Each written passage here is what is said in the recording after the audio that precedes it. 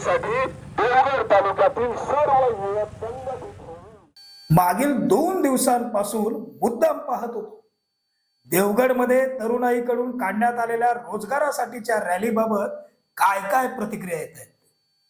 पण वडापाव कार्यकर्त्यांनी आणि ज्यांनाही रॅली समजली नाही त्या पेड ट्रोलर्सनी या रॅलीवर सुद्धा केलेली टीका पाहून खरंच या टीका करणाऱ्या लोकांनी फक्त आणि फक्त स्वतःच्या घाणेरड्या राजकारणापायी कोकणाबाबत असलेली खोटी आसक्ती जागृत करून सगळी लाज शरम कमरेला बांधले की काय असा प्रश्न मात्र नक्की पडलाय.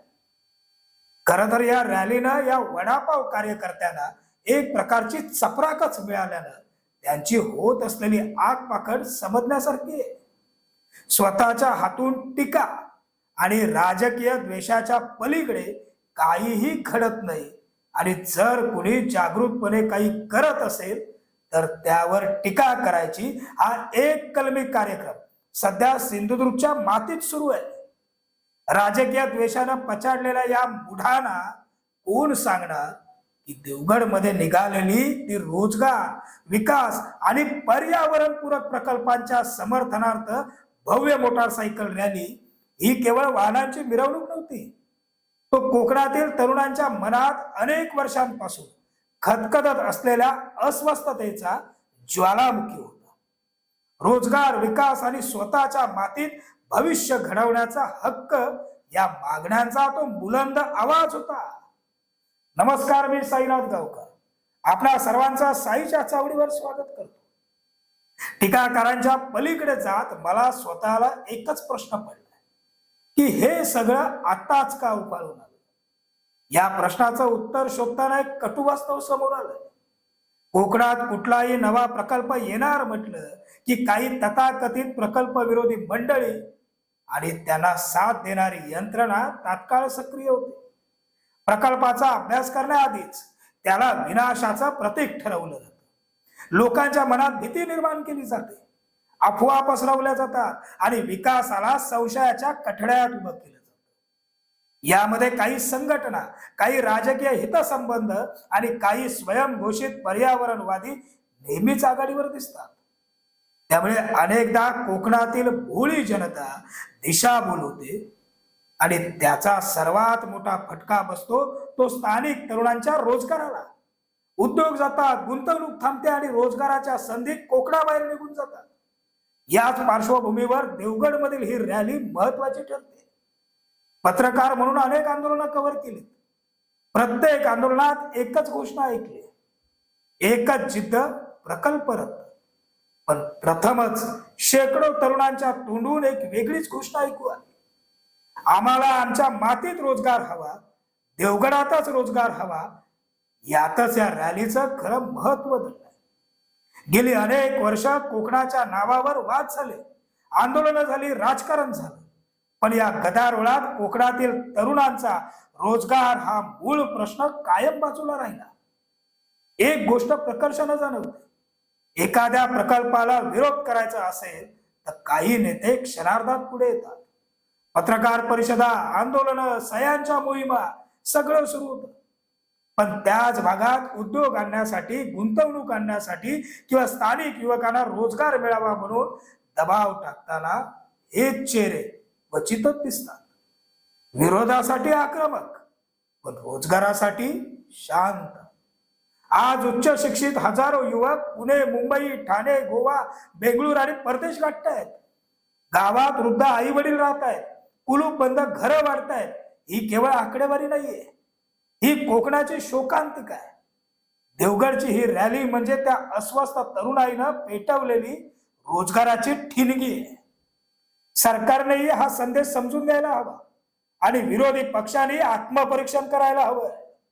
या रॅलीनं आणखी एक महत्वाचा संदेश दिला, विकास हवा पण पर्यावरणाच्या किमतीवर नाही. उद्योग हवे पण पर्यावरणपूरक.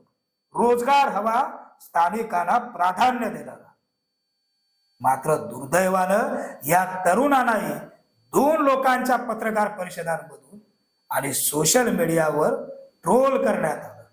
ही फेक ट्रोलिंग यंत्रणा आताच्या 21व्या शतकात राबवणं कठीण नाही. एक कम्प्युटर घ्यायचा, त्यावर 50 अकाउंट खोलायचे आणि दे दनादन कमेंट करत सुटायचं. मग यांचे फेक कमेंट बघून कुठलाही मागचा पुढचा विचार नसलेले आहेतच बसलेले कमेंट करायला हो. पुन्हा राजकीय द्वेषाने पछाडलेल्या नेत्यांचे वडापाव कार्यकर्ते अशा वेळी मागे नसतात बरं का. ते तर पहिल्या स्थानी असतात. गावागावात सह्यांच्या मोहिमा काय राबवतील आणि काय काय करतील.